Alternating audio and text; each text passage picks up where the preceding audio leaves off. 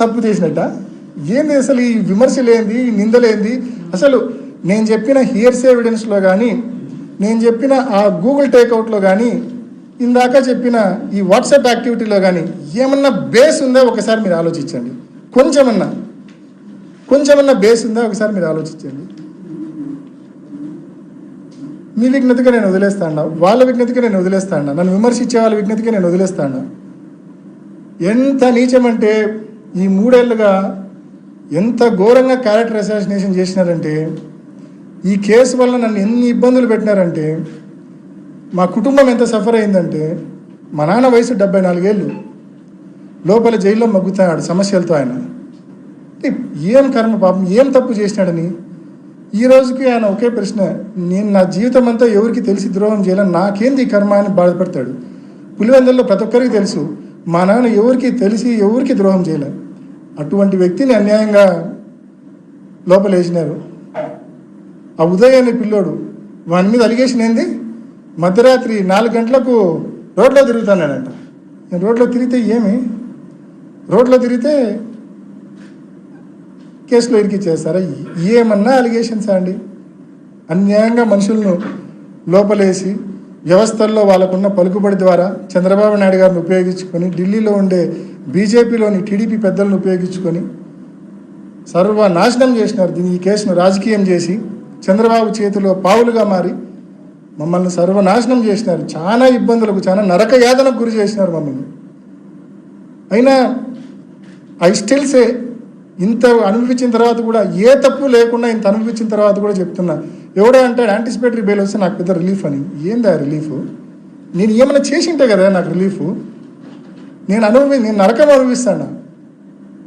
నాకు అది రిలీఫ్ ఎట్లయితుంది? నాకు సంబంధమే లేదు ఆ కేసుతో. యాంటిసిపేటరీ బెయిల్ వస్తే అది రిలీఫ్ వచ్చినట్టంట. ఇది నోటికి వచ్చింది మాట్లాడతారు. సాక్ష్యాలు తారుమారయ్యాయని నిర్ధారిస్తుంది సిబిఐ. మీరు వెళ్ళే సమయానికి 9 మంది అక్కడ ఉన్నారని మీరు చెప్తున్నారు. 9 మందిలో ఎవరు కూడా లోపలికి వెళ్ళనివ్వట్లేదు, తలుపులు వేసేసి చేశారు. మీరు వెళ్ళిన తర్వాత ఈ సాక్ష్యాలు తారుమారు ప్రక్రియ జరిగింది అంటున్నారు. ఆ 9 మందిలో ఎవరైనా చేసింటారని let me be very clear to answer. మనము 6:30కి పోయినాం. ఇందాక నేను చెప్పినట్టు 6:30కి పోయినాం. 7:10 వరకు వాళ్ళ సిబిఐ రికార్డు ప్రకారం కూడా 7:10 వరకు ఎర్రగంగిరెడ్డి, శంకరయ్య సిఐ వీళ్ళందరూ వచ్చే వరకు కూడా that scene of crime was intact. పోలీసులకు ఎవరు ఇన్ఫార్మ్ చేసింది? నేను. వాళ్ళు కాదు ఇన్ఫార్మ్ చేసింది. మర్డర్ అని తెలిసి, లెటర్ ఉందని తెలిసి, ఆయన డెత్ నోట్ ఉందని తెలిసి వాళ్ళు కాదు ఇన్ఫార్మ్ చేసింది. వాళ్ళ డ్యూటీ, వాళ్ళ రెస్పాన్సిబిలిటీ వాళ్ళు నిర్వర్తించలేదు. సునీతక్క, రాజశేఖర్ అండ్ శివప్రకాష్ వాళ్ళు ఇన్ఫార్మ్ చేయలేదు. 7:10కు గంగిరెడ్డి వచ్చిన తర్వాత ఈ తతంగం జరిగిందనేది సిబిఐ కేసులో కూడా ఉండేది. నా ప్రశ్న ఏంటంటే, అవినాష్ రెడ్డికి అటువంటి తప్పుడు ఉద్దేశాలు ఉంటే అవినాష్ రెడ్డి పోయింది 6:30కి. 7:10 వరకు ఏం చేస్తాడబ్బా అవినాష్ రెడ్డి అక్కడ?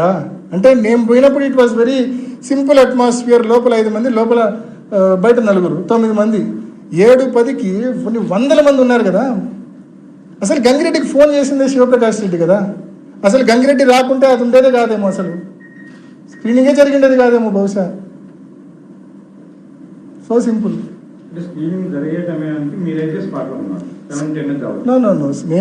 నేను పూర్తిగా బయటే ఉండే. నేను సిబిఐలో నేను దాదాపు 12 సార్లు సిబిఐ వివిధ సందర్భాల్లో విచారణకు పిలిచింది. పోయిన ప్రతిసారి I made it very clear. చివరిలో డెడ్ బాడీని బయటికి తెచ్చేటప్పుడు మాత్రం నేను లోపలికి వెళ్ళాను. నేను అక్కడ చెప్పింది అదే, ఇక్కడ మీకు చెప్తా ఉండేది అదే. వాళ్ళు అడిగే ఉద్దేశం ఏంటంటే, ఒక సిట్టింగ్ ఎంపీగా ఉన్నారు మీరు అప్పటికి, మీకు అంతా తెలుసు. అక్కడ అది మర్డర్ అనే నిర్ధారణ కూడా మీరు అప్పటికి వచ్చారు. మరి దాన్ని ఆ సీన్ ఎట్లా ప్రొటెక్ట్ చేయాలి ఏంటి? అందులో మీరు చెప్తే కాదని లోపు లేరు, కాదని లోపు చెప్తాను. Erra Gangi Reddy how close he is to వివేకం పెదన అనేది నేను చెప్పాల్సిన పని. అంటే మేమందరికంటే కూడా Erra Gangi Reddy is quiet close to వివేకం పెదన. రెండోది నేను చెప్పాలనుకుంది ఏంటంటే, ఈ హార్ట్ అటాక్ థియరీ గురించి మీరు ఇండైరెక్ట్గా నన్ను అడుగుతున్నారు. నేను చెప్పాలనుకుంది ఏంటంటే, అది మా స్టేట్మెంట్. హార్ట్ అటాక్ థియరీ మా దగ్గర నుంచి రాలేదండి పొరపాటున కూడా. ఇన్ఫ్యాక్ట్ సునీతక్క, సిబిఐ చాలా మందితో తప్పుడు సాక్ష్యాలు చెప్పడానికి ట్రై చేసినారు. చివరికి వాళ్ళ ఇంట్లో పనిచేసే లక్ష్మీదేవో, వాళ్ళ దగ్గర ఉండే ఎర్రంరెడ్డిపల్లె జగదీష్ రెడ్డో, లేదా వాళ్ళ ఇంట్లో పనిచేసే లక్ష్మీదేవి కొడుకు ఇట్టటి వాళ్ళతో ఇంట్లో పనిచేసే వాళ్ళతో తప్పుడు వాంగ్మూలాలు ఇప్పించగలిగినారేమో కానీ, లేకుంటే వాళ్ళ ఇన్ఫ్లుయెన్స్కి గురైన వాళ్ళతో తప్పుడు వాంగ్మూలాలు ఇప్పించగలిగినారేమో కానీ, వాస్తవంగా అయితే చాలా మందితో తప్పుడు వాంగ్మూలాలు ఈ శశికళ అండ్ కో ఉన్నారు కదా నలుగురు, వాళ్ళతో సిబిఐ తప్పుడు వాంగ్మూలాలు తీసుకునే ప్రయత్నం చేసింది. వాళ్ళని పిలిచి అవినాష్ రెడ్డి మీరు గేట్ దగ్గర నిలబడుకుంటే వివేకం సార్ హార్ట్ అటాక్ చనిపోయినట్టు చెప్పమని వాళ్ళు ఇన్ఫ్లుయెన్స్ చేసినారు.